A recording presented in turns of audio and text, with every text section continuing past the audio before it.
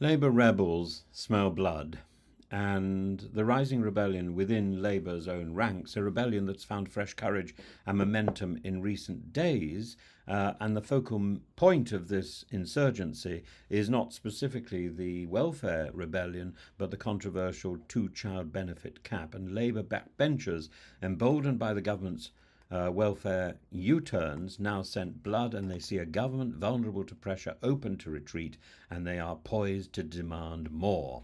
For those less familiar, the two-child benefit cap restricts child-related welfare payments to the first two children in most families.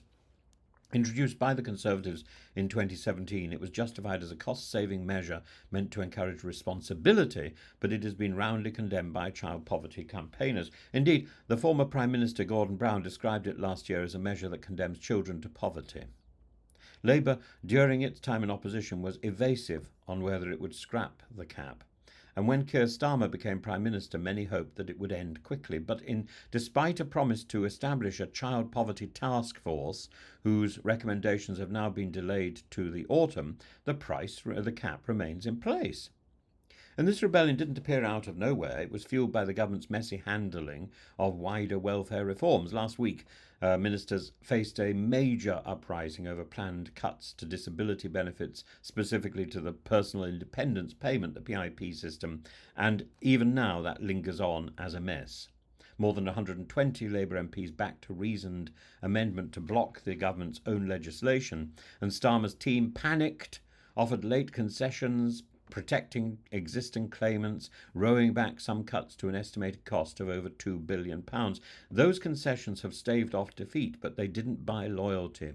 Instead, they showed rebels that the government can be forced to yield, and one Labour MP put it bluntly: this has opened the door of possibility of what you can say and do in terms of challenging this government on any issue.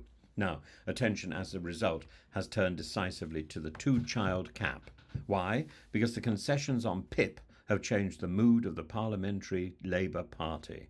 The rebellion over welfare has shown the leadership's vulnerability. It's demonstrated that backbenchers, many of them newly elected, have power if they coordinate. And one MP said Labour is now probably pushing at an open door when it comes to scrapping the cap. Indeed, insiders say it's squarely in the sights of prominent rebels, including Work and Pensions Committee Chair Debbie Abrahams. This isn't just a left-wing push. Many of the new MPs who revolted over welfare cuts were carefully selected centrists, so-called Starmer troopers. They have constituency surgeries full of families struggling to pay rent and buy food. They know the cap is deeply unpopular, and they know voters won't forgive them if they sit quietly by. Of course, scrapping the cap would be expensive. Estimates suggest it could cost upwards of £2 billion, and Chancellor Rachel Reeves, fiercely guarding her fiscal rules, is resisting, but she's just conceded, £3 billion, so another £2 billion is nothing in principle. Now, that resistance, therefore, seems fragile. Each U-turn weakens her position, increases her budgetary hole, and invites fresh demands. As one backbencher warned in earthy terms, "I've swallowed this shit sandwich. You now need to help us out." In short, the rebellion is no passing squall. The welfare fiasco has cracked the party's discipline.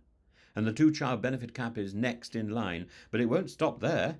Immigration policy, housing tax, and public spending will all become new battlegrounds for Keir Starmer. The risk is clear. He may have secured his bill this week, but his backbenchers have found their voice. They know he can be forced to back down, and they're just getting started.